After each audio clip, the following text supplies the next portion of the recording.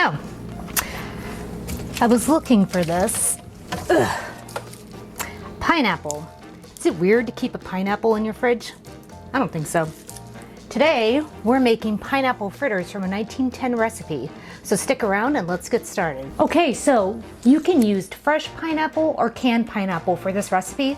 The thing that you want to do is you want to make sure you cut it into thin, small pieces. I'm going to use this to get some rings. Sprinkle it with sugar, and then you put it on a cookie tray lined with paper towels. Stick it in the fridge and let it sit there for about an hour or so it draws out all that excess moisture. And then we're gonna dry them really well. So let me get this cut up and cut into rings.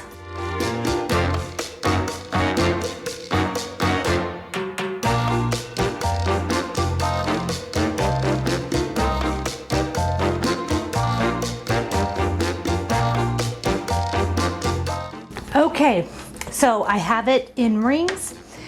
Now, this recipe does come with a pineapple sauce recipe. I won't be making the pineapple sauce, but I will include it along with the fritter recipe down in the description box for you. So make sure you keep your juice from your pineapple and keep the syrup or juice from the canned pineapple if that's what you're using, because that will be used in the sauce. So if you're making the sauce, just hang on to your juice. And I'm just gonna cut these in half. Now, I'm not making all of these into fritters because I don't need that many fried things hanging around my house, but I'm just gonna set them onto this cookie sheet that's lined with paper towels. And I think I'll save the rest for smoothies. Apparently, I need to fill my sugar jar. So you just take some granulated sugar and sprinkle it over each little piece. And this will help draw out that extra juice that's in there because we need these to be as dry as possible.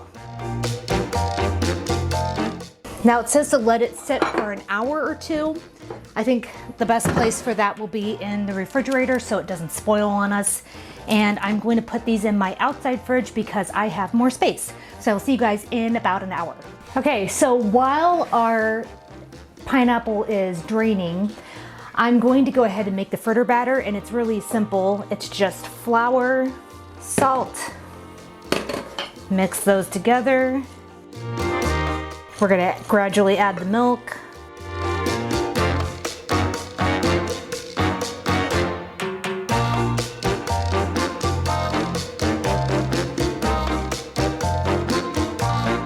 It says to beat the egg before you add it in. I'm just gonna add it in.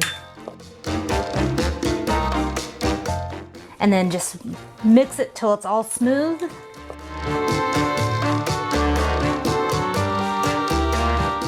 All right, so our fritter batter is ready. So I'm gonna go actually get the vegetable shortening and start heating it up on the stove. Okay, so I just pulled these out of the fridge, and I don't know if you can see that, but they drained a lot of excess moisture.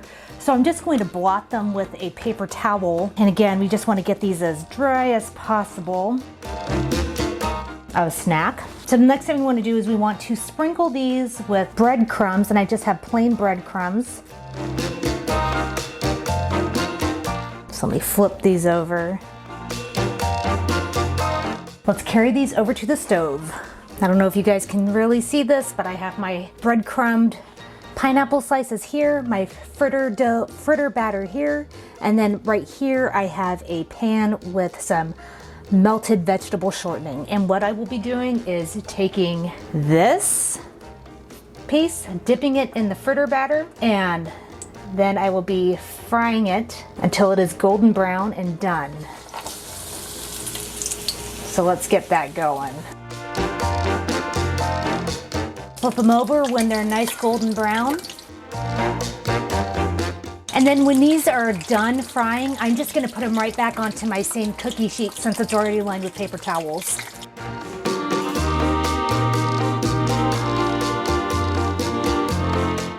Hey Dan, come taste these. All right, I have Dan with me. Dan. Hey everybody.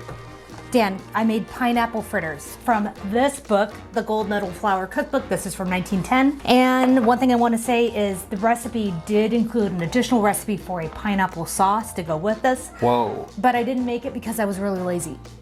So, like I said before, that recipe will be in the description box below, but let's taste these. What year are these from? 1910. They're good. Okay, these are really good. This right here, It's hot. if you have like one of those booths at a farm or like a fair or something like that, this is definitely fair food, bro. Just drooled all over. Okay, I got a hot pineapple juice all over myself. These are really hot. They're delicious though.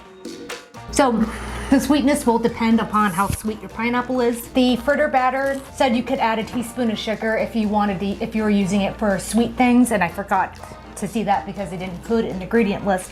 So I didn't put a teaspoon of sugar in my fritter batter, but you could if you wanted to. They're light and crispy, and They're just delicious. I've never had a pineapple fritter before. You know who I think would like these? My good friend Charles. And I just sprinkled them with powdered sugar, and they're plenty sweet, and they're really good. They're light and crispy. So I got food all over me. Absolutely delicious. Easy, like I said, you can use canned pineapple. You don't have to use fresh pineapple. You could go get the already cut up pineapple in the produce section and use that. Well, we're not being like, do it right. Do it right, do it fresh. Like this recipe and you want to see more recipes like these pineapple fritters, then please subscribe and hit the like button. I upload new content every Wednesday and Friday, and Dan and I are always here taste testing vintage recipes. And I hope to see you in the next video. Do you want to do that over? I kind of cut you off. And I hope to see you in the next video. Goodbye, everybody. Bye.